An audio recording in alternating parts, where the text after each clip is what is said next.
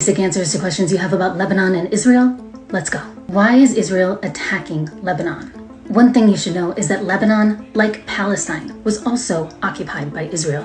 And even though Israel says it's targeting Hezbollah, it's been dropping bombs on Lebanese civilians for decades. Now, you could trace these attacks back to October. That's when the group Hezbollah launched rockets over the border as a warning to Israel to stop its assault on Palestinians in Gaza. Since then, the two sides have traded attacks and forced thousands of people on both sides of the border to leave their homes. But there's more to it than that. So what's the backstory? When militias forced Palestinians from their homes in 1948 to create Israel, many refugees fled north to Lebanon, but they never stopped resisting. By the 1970s, the PLO, that's the Palestine Liberation Organization, was operating almost entirely from Lebanon.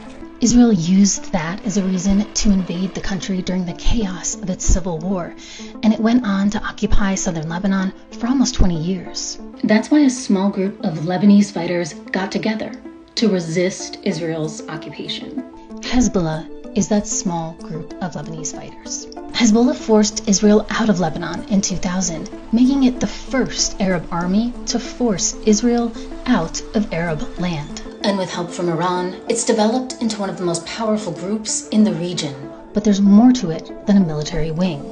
Hezbollah has a legitimate political party in the country's parliament, and it's a key provider of social and public services to Lebanese civilians. We're talking about basic things like medical care, electricity, and housing subsidies. So is Israel trying to occupy Lebanon again? Israel has de facto declared war on Lebanon, claiming Hezbollah is hiding behind civilians. And the US has enabled Israel's attacks with an almost constant stream of weapons and political cover throughout the war on Gaza.